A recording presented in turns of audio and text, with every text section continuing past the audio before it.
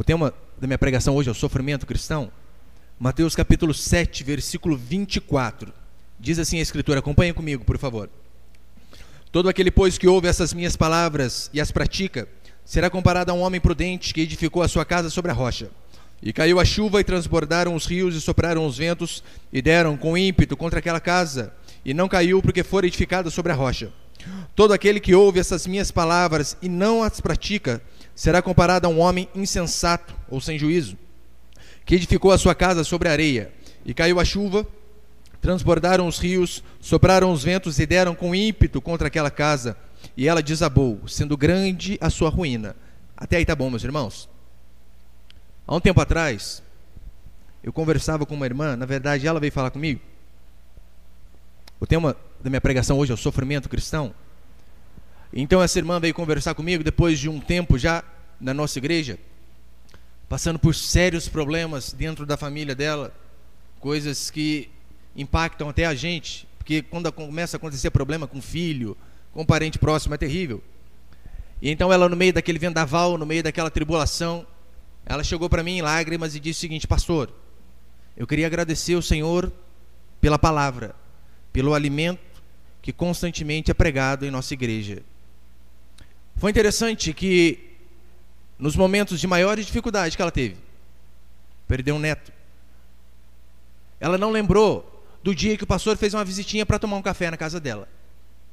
Ela não lembrou do dia em que a igreja se uniu e doou uma cesta básica para quando ela precisou. Ela não se lembrou nem mesmo no dia da comunhão, que estavam todos juntos dando risada. Mas ela resolveu agradecer por conta do alimento, por conta da palavra. E é isso que eu e você temos que fazer. É a palavra que nos fortifica, que solidifica a minha e a sua vida. É a palavra que nos mantém de pé. E como diz aqui Mateus, Jesus ensinou, nós devemos sempre estar edificados sobre a rocha, sobre o fundamento da palavra do Senhor. Porque tribulação, angústia virão sobre toda a alma, diz Paulo aos Romanos. Então, em vindo a dificuldade, aonde está o seu alicerce? Paulo deixou bem claro em 2 Timóteo 3,16: toda a escritura é inspirada por Deus e útil para ensino, repreensão, correção e educação na justiça. Ou seja, toda a escritura Deus inspirou. As partes boas, é óbvio, sim, é a palavra de Deus. Quando Paulo diz em Romanos 8 que, olha, que somos mais que vencedores por meio daquele que nos amou.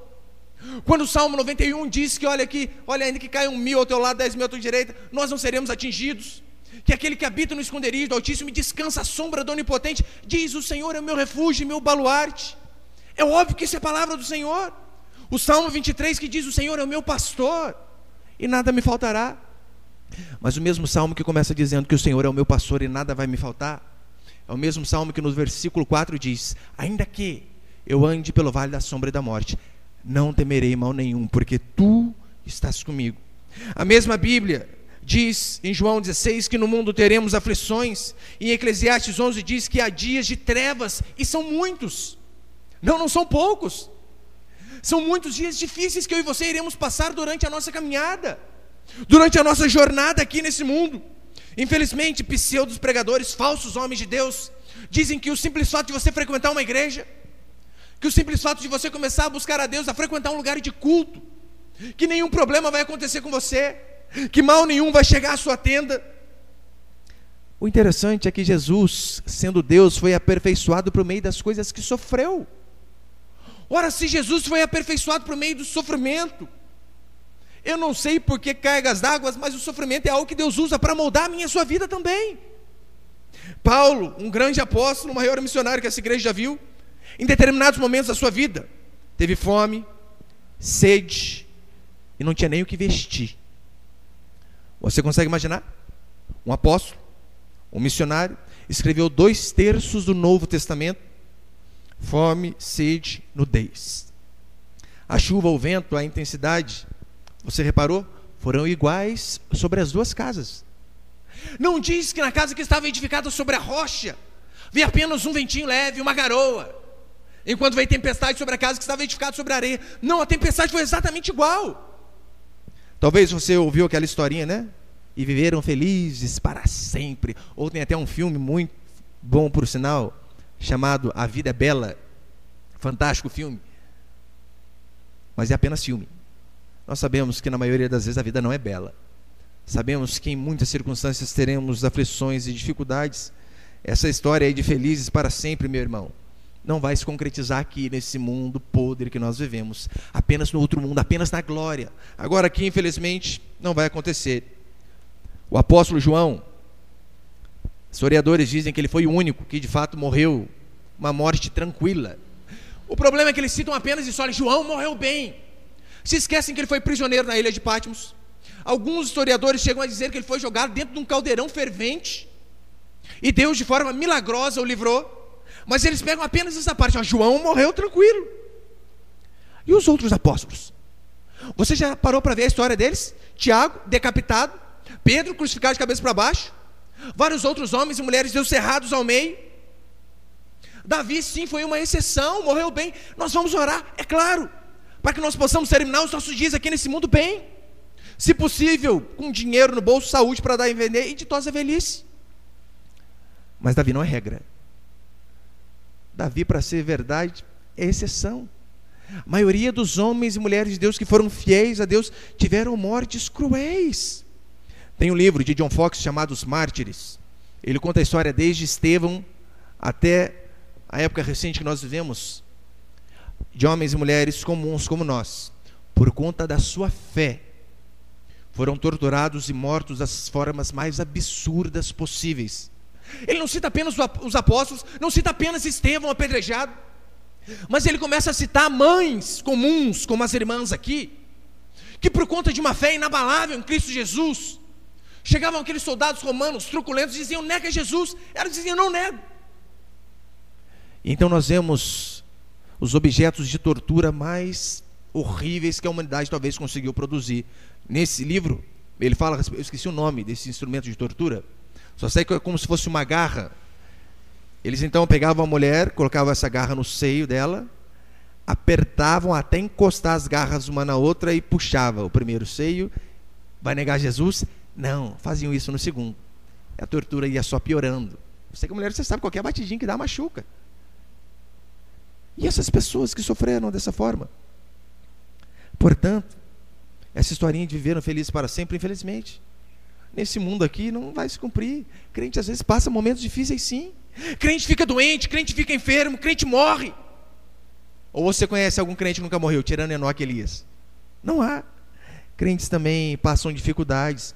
Portanto, é essencial que eu e você, na luta da vida, porque a vida é uma luta, na luta da vida, nós venhamos estar preparados para os dias de sol e sempre vamos orar por eles: Senhor, que não aconteça nada de mal.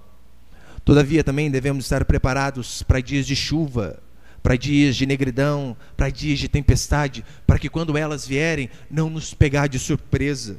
Portanto, meu irmão, seja treinado a cada dia, ouvindo a palavra de Deus constantemente, lendo a palavra de Deus na sua casa, orando mais, buscando a Deus a cada dia mais, seja nos cultos, seja nos pequenos grupos, que são formas de nos enchermos de Deus e da sua palavra, e assim nos fortificarmos, para caso o dia mal chegue, e sejamos preparados. E com base nisso eu quero passar apenas 3 princípios aqui dessa história. Primeiro princípio do sofrimento cristão: seremos provados. Você pode falar para a pessoa do seu lado: seremos provados. Como nós lemos aqui, caiu a chuva, transbordou o rio, e os ventos deram com ímpeto contra as 2 casas. Eu e você seremos testados também. E às vezes esse teste vem de Deus. Deus às vezes testa a minha e a sua fé para ver se nós vamos dar a resposta correta. Deuteronômio 8:2, olha: recordar-te-ás de todo o caminho pelo qual o Senhor teu Deus te guiou no deserto esses 40 anos. Com qual finalidade? Para te humilhar, para te provar, para saber o que estava no teu coração, se guardarias ou não os seus mandamentos.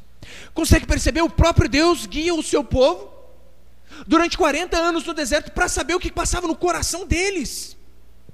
O Senhor efetivamente nos testa. No Salmo 66, verso 10, diz assim: tu, ó Deus, nos provaste, tu nos afinaste como a fina prata. Vai ter um momento que Deus vai fazer assim conosco. Em 1 Pedro 1,7, Pedro diz que a nossa fé é provada como que pelo fogo. E em Salmo 11, verso 5, diz que o Senhor prova o justo. Você, com certeza, já passou por alguns momentos que você sabe: olha, parece que é Deus me testando, Deus me provando. E sim, Deus às vezes faz isso conosco, nos conduz por alguns caminhos que nós não entendemos, para ver de fato aonde está solidificada a nossa fé. Na época que você estudava, ou você que estuda ainda, tinha as avaliações, tinha as provas bimestrais, trimestrais, sei lá. E você sabe, as provas não é com o intuito de prejudicar o aluno, mas saber o nível que ele está, para que daí então ele possa passar para um nível superior. Se ele é reprovado, ele precisa fazer uma outra avaliação, para que daí então, só depois que ele dá a resposta certa, ele então possa subir de nível. E às vezes na nossa vida também acontece assim. Deus coloca uma prova para que nós venhamos a dar a resposta correta. E se nós não damos, você pode ter certeza, mais cedo ou mais tarde, você vai se deparar com a mesma situação mais adiante. Ora, porque você foi reprovado naquele teste, você precisa passar nele novamente. O Senhor testou Abraão. Lembra Abraão? Com 75 anos, Deus disse para ele: Abraão, você vai ter um filho. Olha para o céu, Abraão. Consegue contar as estrelas? Assim vai ser a tua descendência. Meu irmão, Abraão era velho. A esposa dele era estéril. E depois de 25 anos, só com 100 anos, Abraão tem filho. Não tinha medicina, não tinha inventado Viagra naquela época ainda, nem nada que fortalecesse um homem de tanta idade. O interessante é que Abraão acolhe com muita felicidade o herdeiro da promessa. Ele sabia, foi Deus que deu. Pouco tempo depois, Deus disse: Abraão, cadê o menininho?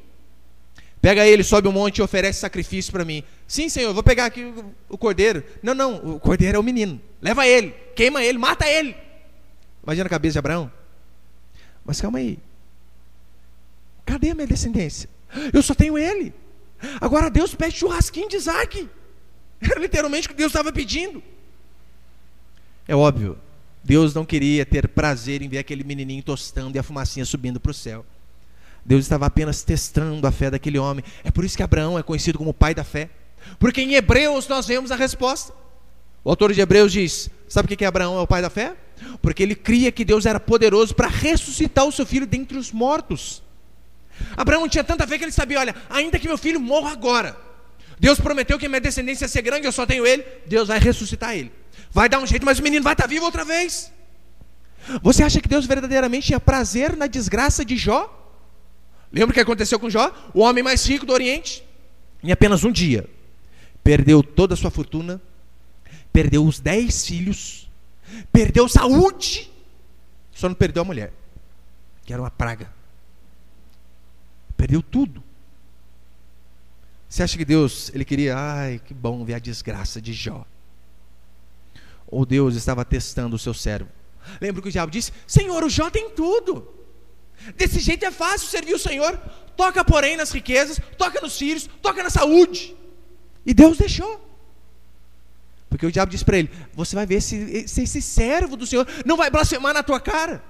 Jó então perde tudo e diz assim: Deus deu, Deus tirou. Bendito seja o nome do Senhor. Ou seja, mesmo nas circunstâncias terríveis, Jó não blasfemou contra o Senhor. Pastor, mas Deus depois deu tudo em dobro. Meu irmão, se você tem 2 filhos, eu duvido se alguém faz um trato com você: olha, deixa eu matar seus 2 filhos, eu dou 4.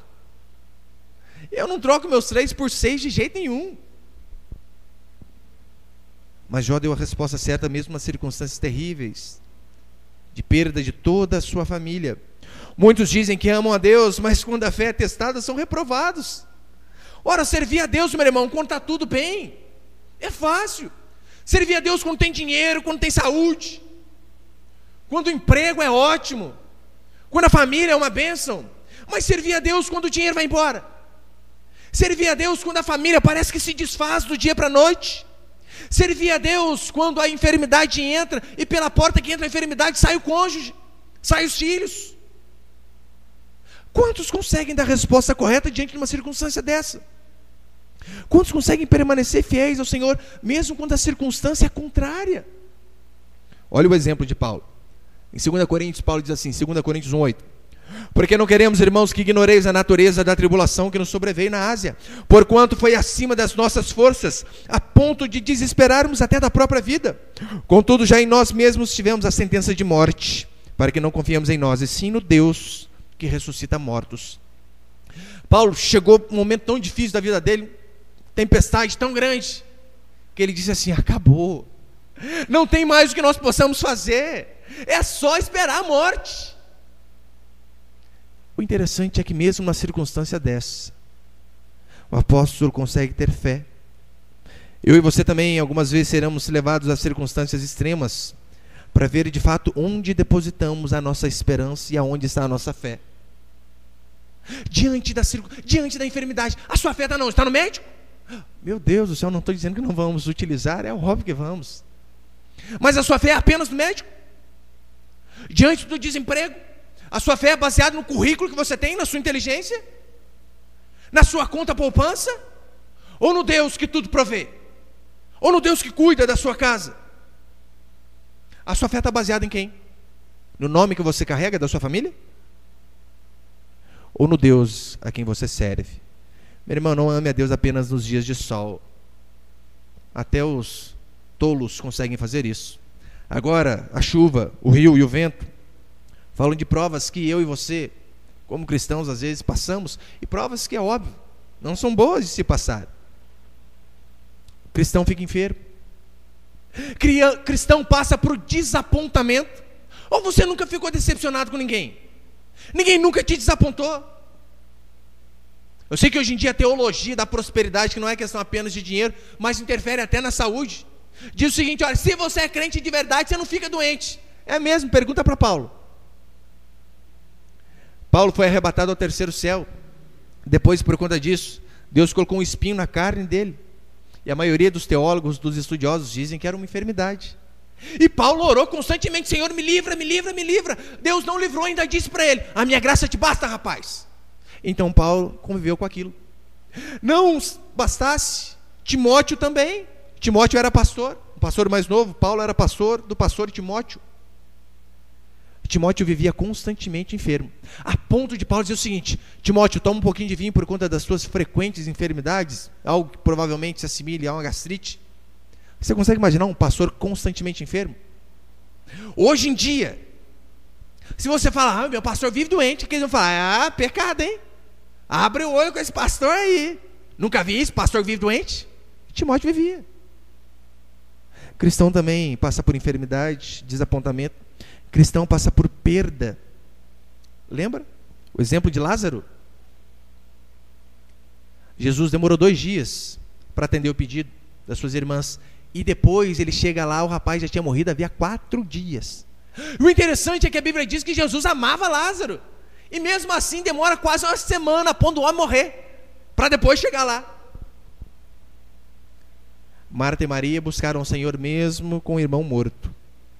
Agora, meu irmão, se uma chuvinha, e eu falo chuva literal, impede você de vir ao culto, servir a Deus, ai, não, está chovendo, não dá para ir ao culto hoje, isso é de açúcar, se derrete. Se uma dorzinha de cabeça te impede de vir ao culto, de cultuar a Deus, coisa que 20 gotas de dipirona resolvia. E se você for provado verdadeiramente assim como esses homens foram, você acha que você vai manter a sua fé? Se uma briguinha com a esposa, com o marido, você diz lá: Belém, Belém, nunca mais cuide bem, não vou à igreja. Faz você deixar de buscar a Deus. E quando de fato você passar por uma prova difícil, por algo muito maior, você acha que você de fato vai ser aprovado por Deus? Claro que não. Ai, pastor, eu não estou bem, por isso que eu não fui ao culto. Meu irmão, esse era o dia que você tinha que vir. Você vir contar tudo bem é fácil. Pastor, mas eu estou chateado com os irmãos. Pastor, estou chateado com o senhor mesmo, feliz. Ora, você vem na igreja por causa do pastor? Você vem na igreja por causa dos irmãos? Ou você vem na igreja por causa do Senhor? A chuva, o rio e o vento, vem provar aonde está firmado o nosso alicerce, se a nossa fé está sobre a rocha ou se está sobre a areia. E na hora da provação, meu irmão, é que nós realmente mostramos se o nosso foco é Cristo ou se são as circunstâncias. Lembra o exemplo do apóstolo Pedro? Jesus disse: Pedro, vem aqui, anda sobre as águas, vem até mim. Pedro começa a andar.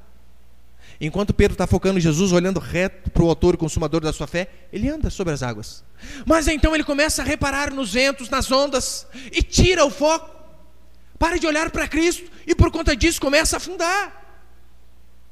Ou seja, não interessa qual tempestade você esteja passando, jamais deixe de mirar a Cristo, jamais deixe de olhar para Ele, mas coloque Ele sempre como centro da sua vida. Qual que é o seu alicerce, meu irmão? É dinheiro. Pastor, tem muito dinheiro. É mesmo? Dinheiro pode ir embora. Se você tem dúvida, pergunta para Ike Batista, que conseguiu em 1 ano e meio perder 99% da sua fortuna. 1 ano e meio. E Paulo, ainda bem claro, olha o conselho que dá para Timóteo. Timóteo, exorta os ricos do presente século, para que não depositem a sua confiança na instabilidade das riquezas. Há 2000 anos atrás, Paulo já estava dizendo, olha, o dinheiro é instável. Não há problema cristão ser rico, como o irmão disse aqui, cristão ser próspero, vamos sempre orar por isso. Só que a nossa esperança não pode estar apenas no dinheiro. É errado o cristão buscar ser rico, porque por conta disso ele vai abrir mão dos seus valores. Todavia Deus faz homens prósperos, e tudo com propósito. Ora, pessoas mais prósperas, o reino de Deus avança mais, a arrecadação é maior, a igreja aumenta, a programação na rádio consegue ter mais, e várias outras coisas, mais igrejas são abertas. Mas Paulo diz, só que não deposite a sua confiança na instabilidade da riqueza, porque o dinheiro é instável. Qual que é o seu forte? Qual que é o seu refúgio? Dinheiro? Família? Pastor, minha família é o meu porto seguro. E se acontecer com você igual aconteceu com Jó? Perder tudo. Acabou sua fé? Pastor, mas esse é o exemplo de Jó. Eu posso dar para você um exemplo de um pastor que eu conheci. Esse pastor, casado, 2 filhas, estava vindo de Goiânia, se eu não me engano, para São Paulo, depois de uma conferência que eu tinha ido. Bateu o carro. Ele disse que, depois eu lendo a reportagem dele na revista, ele dizendo que ele ia abrir os olhos no hospital, e só viu ele no hospital. Ele ficou feliz. Ainda bem, depois desse acidente terrível, só eu estou no hospital. Depois foram contar uma notícia para ele. Olha, você está no hospital porque você foi o único que sobreviveu. Sua esposa e suas filhas morreram. E se a fé dele estivesse apenas na família? Acabou sua segurança, acabou o seu refúgio, acabou o seu forte. Meu irmão, nós seremos provados. E que Deus nos dê a graça de, mesmo em meio a circunstância adversa, darmos a resposta certa ao Senhor. Que nós possamos mostrar que de fato o centro da nossa vida é Cristo. Não importa as circunstâncias, que venhamos a manter os nossos olhos sempre fitos nele.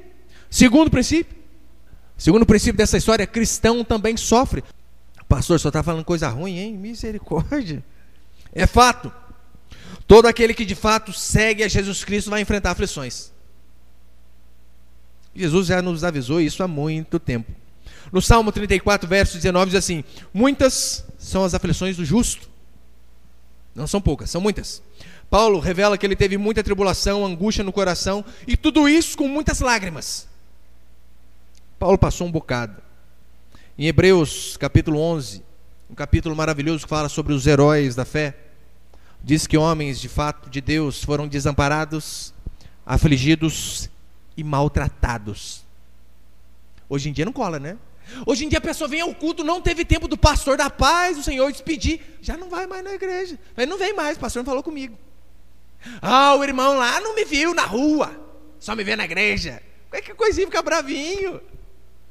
Esses homens de Deus foram desamparados, afligidos e maltratados. No Salmo 88, o salmista diz assim: a minha alma está cheia de angústia e a minha vida se aproxima da sepultura. O próprio Davi diz que ele suportou muitos males e angústias. Eu sei que talvez você ouvindo essas coisas, você já pensa: pastor, está falando da minha vida. Eu estou exatamente igual a esses homens aí. Junta todos eles, o senhor acabou de resumir a circunstância que eu estou passando. Mas diante dessa circunstância, qual que é a sua resposta? Você pensa em desistir? Não, pastor, tentei de tudo. Eu fiz o meu máximo. Eu tentei amar o cônjuge, mas não deu. Eu tentei vencer o vício, mas não consegui. Eu dei o meu melhor, mas portanto não consegui, então eu desisto. Não aguento mais, o peso é muito grande. Ou mesmo em meio a uma circunstância terrível, você consegue talvez nem olhar para cima, mas clamar do fundo da sua alma dizendo: Senhor, eu ainda creio. Senhor, enquanto eu viver, eu não vou desistir. Eu creio que o meu Redentor vive, eu creio que tudo é possível àquele que crê que o Senhor é bom e que eu sempre permanecerei confiando em Ti. E essa atitude que você devemos ter. É por esse motivo que eu amo a teologia de Sadraque, Mesaque e Abidnego. Muito diferente da teologia dos muitos crentes. Hoje em dia os crentes fazem campanha. Não deu certo na primeira, não deu certo na segunda, não deu certo na terceira, vai para outra igreja, né? Campanha aqui é fraca, vou para outra. Fica bravo com Deus quando as coisas não dão certo ou não andam da maneira que eles queriam. O interessante é que nessa passagem de Sadraque, Mesaque e Abidnego, a fé deles ali não estava sendo testada, mas de fato eles foram jogados na fornalha por conta da sua fé. Diz a Bíblia que o soldado que foi abrir a fornalha por cima, o negócio era tão quente, que o soldado que abriu a fornalha morreu queimado. Que foi abrir. Então, sabe o que eles disseram? Diante dessa dificuldade, se fosse muitos crentes, ia fazer o quê? Falei, não aceito passar isso aqui não. Deus vai livrar, Deus vai livrar. Eles disseram diferente, eles falaram assim: se o nosso Deus a quem servimos quer nos livrar, Ele nos livrará da fornalha de fogo ardente da tua mão, ó rei. Se não, fique sabendo que não serviremos aos seus deuses e não adoraremos a imagem de ouro que levantaste. Oh, bem diferente dos crentes de hoje, não? Não interessa, se Deus livrar, bem. Se Deus não livrar, bem também. Vamos continuar sendo fiéis, vamos continuar sendo fiel ao nosso Deus e pronto, acabou. E o mais interessante dessa história é que os pagãos da Babilônia, eles não foram influenciados pela pregação desses homens. Não foram. Eles não pregaram. Eles não foram influenciados pela oratória, pela oração desses homens. Eles não foram influenciados pelo estilo de vida santa que esses homens tinham. Mas sabe como que muitos pagãos foram influenciados? Por conta de verem aqueles homens no momento mais difícil da sua vida, permanecendo com uma fé inabalável. Mesmo diante da morte, eles dizendo: não negaremos ao Senhor nosso Deus. Percebeu que Deus livrou esses homens? Não foi da fornalha, mas sim na fornalha. Mas você sabia que muitos não foram livres da fornalha? Sadraque, Mesaque e Abidnego podem dizer: olha, Deus nos livrou, foi lá na fornalha. Mas quantos foram incendiados para funcionar de iluminação para as ruas de Roma? Quantos homens e mulheres de Deus foram de fato colocados na fogueira por conta da sua fé? Olha, é uma bênção olharmos para a história de Daniel. Alguns foram livres da cova. Daniel, melhor ainda, foi livre na cova. O leãozinho virou um gatinho, não quis comer ele. Mas não é essa a realidade de muitos outros cristãos que foram jogados no Coliseu Romano. Eu li um historiador esse tempo atrás, ele dizendo que chegou uma época, ficou até chato ir para o Coliseu ver cristão ser comido, porque os leões não comiam mais os cristãos. E o povo: o que está acontecendo com os leões? Viraram vegetariano? Eu falei: não, é que eles comiam tanto que não tinha nem fome mais, de tanto crente que eles comiam. O interessante é que Tertuliano, por conta disso, diz assim: olha, o sangue dos mártires é a semente da igreja. Quanto mais crente morria, mais pessoas se convertiam, porque mesmo diante da morte, eles permaneciam com a sua fé intacta, e por conta disso outras pessoas também se convertiam. Paulo e Silas cantaram, foi na cadeia. Lembra quando Estevão viu a Jesus Cristo? Quando Estevão viu a Deus? No apedrejamento, no dia da sua morte. E como eu disse, Hebreus capítulo 11 é maravilhoso, porque começa a descrever homens comuns como nós, que perderam família, que perderam tudo, que foram cerrados ao meio, que foram decapitados. Depois diz assim no final do capítulo: homens dos quais o mundo não era digno. Eles tinham tanta fé, amavam tanto o seu Deus, que o escritor de Hebreus diz: homens dos quais o mundo não era digno. Talvez você pense assim: pastor, mas é fácil falar da fé desses homens da Bíblia? Eu vou citar para você o exemplo de uma irmã, que depois que eu ouvi o testemunho dela, a minha fé nunca mais foi a mesma. E olha que eu já tinha um bom tempo de crente. Eu acho que o Tiago e a Maria Laura estavam no pequeno grupo com a gente. Tinha uma irmã, primeiro nós tínhamos um pequeno grupo lá em Aparecida. Eu lembro que foi um irmão, foi 2 vezes no PG só, um visitante lá. Ele estava com um problema judicial na prefeitura, terrível, há anos já, a casa dele tinha tido enchente, e a prefeitura falou que ia dar outra, não deu. Ele pediu num pequeno grupo, ora por mim. Pediu no segundo, mas impressionante, a gente orou na terça e na quarta-feira, parou o caminhão da prefeitura, com pedreiro, com tudo que é material, reformou a casa dele. Ora, nós ouvimos esse testemunho e ficamos estimulados, é claro que sim, e deve ser contado. Mas tinha uma irmã que já estava conosco há um bom tempo também, crente há muito tempo.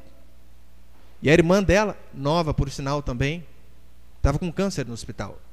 E ela, da mesma forma, ela disse assim, olha, eu queria que os irmãos orassem, né, para que Deus pudesse curar minha irmã. E nós oramos, de fato. Ela pediu isso na terça-feira. Na quarta-feira, a irmã dela faleceu. Dia seguinte, falei, puxa, você fica angustiado. Eu já imaginei, nem vai vir a semana que vem. E para minha surpresa, essa irmã foi na semana seguinte. Triste, óbvio, abatida. E na hora do louvor, ela quietinha, orando na dela. Nós começamos depois a compartilhar a palavra. Eu falei, puxa, ela não vai falar nada. E por incrível que pareça, quando aquela irmã começou a abrir a boca, em lágrimas, dizendo, olha, meu Deus não deixa de ser bom, porque Ele levou a minha irmã. Eu continuo, de fato, crendo que Deus é bom. Se aconteceu isso para mim é difícil, é óbvio. Eu estou com um rumbo no coração, mas eu creio que o meu Deus vai cuidar de mim. E eu não vou desistir de servir a Deus simplesmente porque eu perdi a minha irmã. Eu vou ficar bravo com Deus. Eu não sou maluca, levou ela, pode me levar também. Mas eu vou continuar servindo a esse Deus que é bom, a esse Deus que é soberano, a esse Deus que é amoroso. E eu tenho certeza que Deus vai cuidar de mim, dos meus pais, de toda a minha família. Eu lembro que eu saí daquele pequeno grupo e realmente minha vida nunca mais foi a mesma depois desse dia que eu ouvi essa irmã compartilhando. É por isso que nós falamos constantemente para os irmãos do pequeno grupo. É importante falar, porque de fato nós somos edificados quando ouvimos testemunhos assim. E eu depois cheguei à seguinte conclusão, olha, de fato ainda existem pessoas que têm uma fé verdadeira em Deus. Existem pessoas que amam a Deus verdadeiramente. Eu não sei o objetivo do sofrimento, não sei. Eu sei que muitas vezes o sofrimento é por conta de pecado nosso, sim, mas algumas vezes também não é. Mas Deus mesmo assim ainda está no controle, e a maioria das vezes é para testar a minha e a sua fé. É difícil entender, mas Deus sempre tem um propósito. E só há uma maneira, meu irmão, de eu e você suportarmos o sofrimento nesse mundo: é estar com os olhos no outro. Ontem à noite, conversava com o irmão, e ele dá aula para crianças carentes no orfanato, e ele dizendo que ele tem um aluno de 7 anos, que matou o irmão dele de 4 anos. Só que ele matou o irmão dele, não foi intencional. Fazendo fogueirinha, brincando na casa, o irmão dele tinha um atraso mental, e ele fazendo fogueirinha na casa, pegou fogo na casa, ele conseguiu sair correndo e o irmão não. E os pais deles constantemente dizem, você matou seu irmão, você matou seu irmão. E ele falou, quantas vezes, pastor, esse irmãozinho chega lá na aula, chorando. Eu já sei. Ele vem e disse para mim, tio, foi eu que matei meu irmão. Tio, será que tem perdão para mim? Circunstâncias terríveis, difíceis, mas a única coisa que de fato vai fazer eu e você superarmos esses momentos angustiantes nesse mundo é mantermos os olhos no outro mundo. E terceiro e último princípio para encerrar: o sofrimento presente não se compara à glória futura. Você pode repetir isso comigo? O sofrimento presente não se compara à glória futura. É fato, seremos provados, testados, passaremos por lutas. Pastor, mas a maioria das lutas que nós temos é quando estamos desobedecendo a Deus. É verdade, muitas dessas lutas é desobediência. Mas às vezes é justamente o contrário. O simples fato de você decidir fazer o que é correto, aquilo que é reto diante de Deus, vai te levar a passar tribulação, angústia e sofrimento. Pastor, é possível fazer a vontade de Deus e passar dificuldade? Pergunta para Paulo. Olha o que Deus disse para Paulo. Paulo, convém que você vai pregar em Roma. Interessante, Paulo tinha muita vontade também de visitar os irmãos romanos. Daí você junta a vontade de Deus e a vontade de Paulo. Tem alguma coisa errada? Tem. Paulo quase morreu. Passou um sofrimento terrível, angústia, naufrágio. Não sobrou nada do barco, apenas os passageiros. Haja visto, olha o que diz Atos 27:14. Entretanto, não muito depois, desembarcou-se do lado da ilha um tufão de vento chamado Euroaquilão. Paulo tinha saído para ir para Roma, segundo a vontade de Deus. E então o barco deles parou num porto chamado Bons Portos, que de bom não tinha nada. E depois diz que já estava ruim, então uma ventania, uma tempestade danada. E depois levantou vento de tudo que é lado ainda.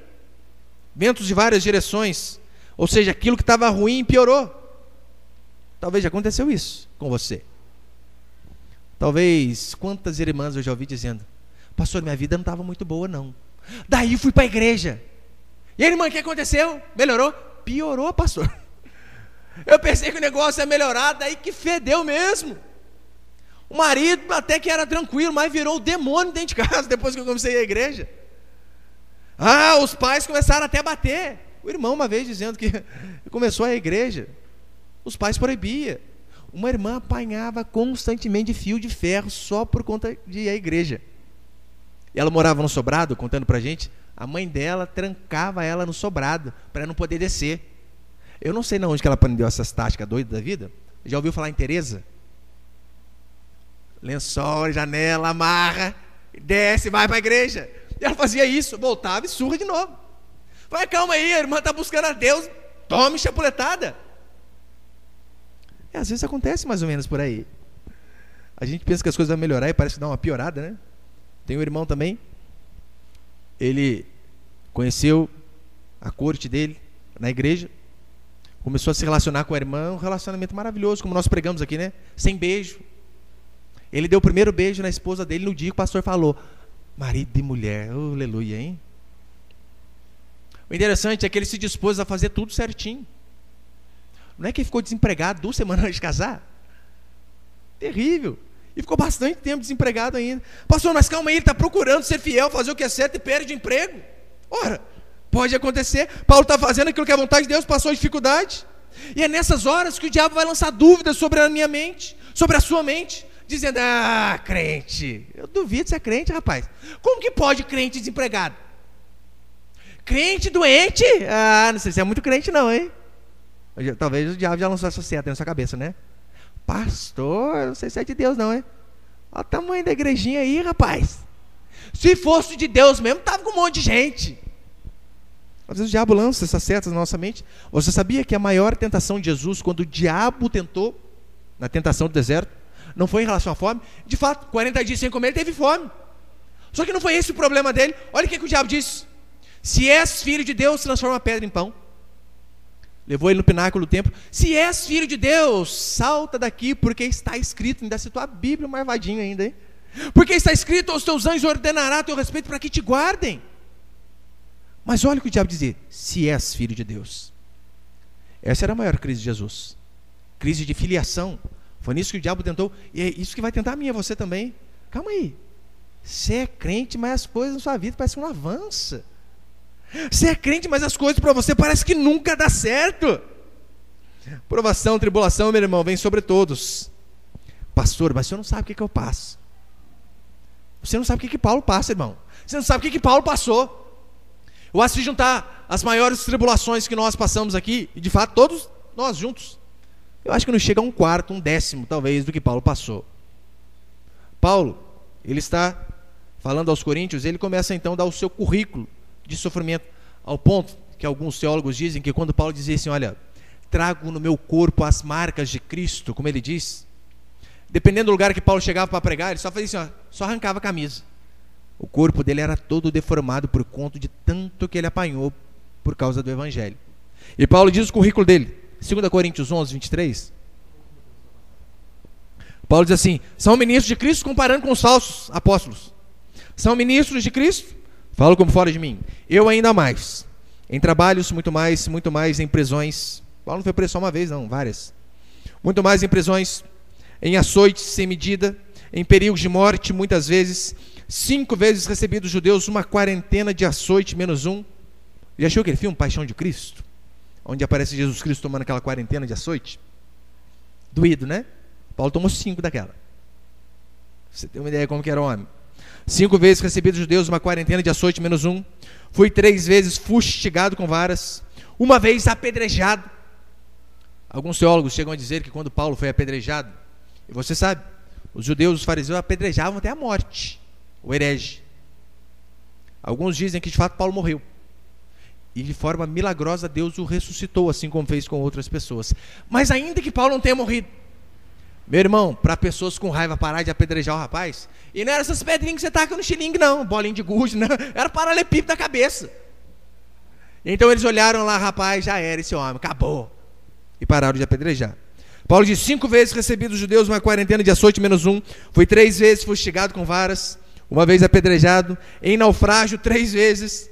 1 noite, 1 dia passei na voragem do mar, em jornadas muitas vezes, em perigos de rios, em perigos de salteadores, entre patrícios, entre gentios, em perigos na cidade, no deserto, no mar, em perigos entre falsos irmãos, em trabalhos, em fadigas, em vigílias muitas vezes, em fome, em sede, em jejuns muitas vezes, em frio e nudez. E esse jejum que Paulo diz aqui, não é o jejum igual a gente faz, não. Irmão, vamos jejuar 3 dias a semana. Não, é jejum porque não tinha que comer mesmo, por isso que ele jejuava. Só que o interessante é que esse mesmo homem, maior missionário que a igreja cristã já produziu, o homem que nós pregamos dele constantemente, todo domingo, passou por essas dificuldades, sofrimentos infindáveis. Paulo, pouco antes de morrer, ele diz assim: na minha defesa, ninguém foi comigo. Na hora que ele mais precisou, não tinha ninguém com ele. Pastor, Paulo morreu com muitos bens. Sabe o que ele tinha de bens materiais? Um pergaminho, uns livros e uma capa. Só isso. Nada. Não tinha casa na praia, não tinha carro, não tinha nada. O mais interessante é que pouco antes de morrer, ele diz assim: mas agora a coroa da vida me está preparada, a qual o Senhor, meu Deus, reto juiz, me dará naquele dia. Mas não somente a mim, mas também a todos quantos amam a sua vinda. Você consegue imaginar alguém na circunstância de Paulo? Alguém que tinha tudo para começar a dizer: olha, não compensou servir a Deus, não compensou ser fiel, eu perdi tudo que eu tinha, eu perdi minha vida, eu me desgastei, eu terminei sem ninguém. Mas mesmo assim ele diz: a coroa da justiça me está sendo preparada, a qual o Senhor reto juiz me dará naquele dia, no dia em que ele voltar. Mas ele ainda diz: mas não somente a mim, mas a todos quanto amam a sua vinda. E é essa fé que eu e você também devemos ter, ainda que venhamos passar por momentos terríveis aqui nesse mundo.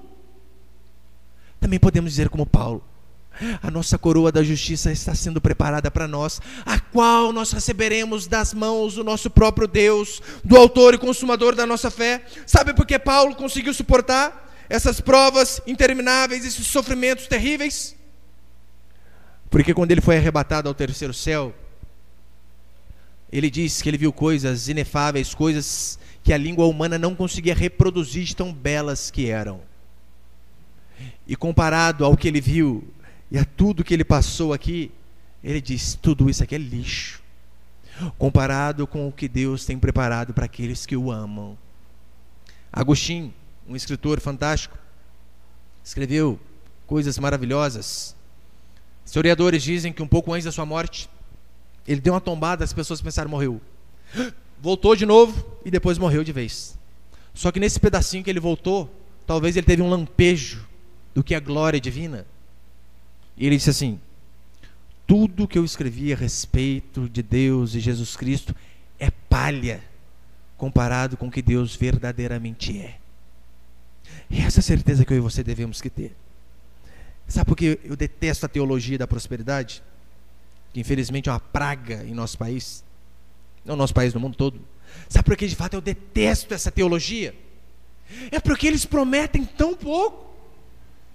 A teologia da prosperidade promete que é saúde, família feliz, casa na praia, dinheiro, carro novo.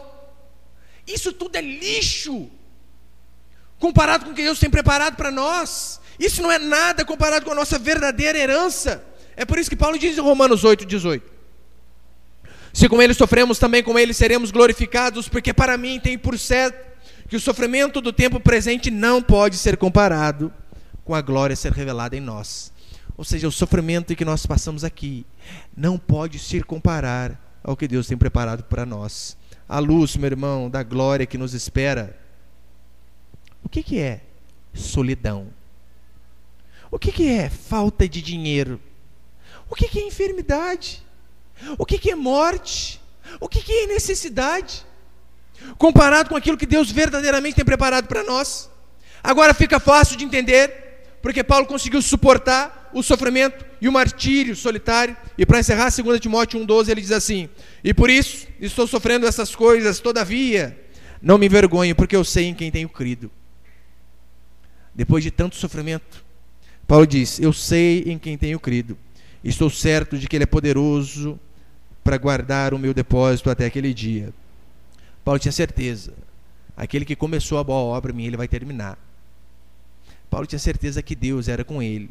Não interessa quanta chuva, quanta enchente, quantos ventos ele enfrentaria, mas ele conseguiu no final da sua vida dizer assim: combati o bom combate, completei a carreira, guardei a fé.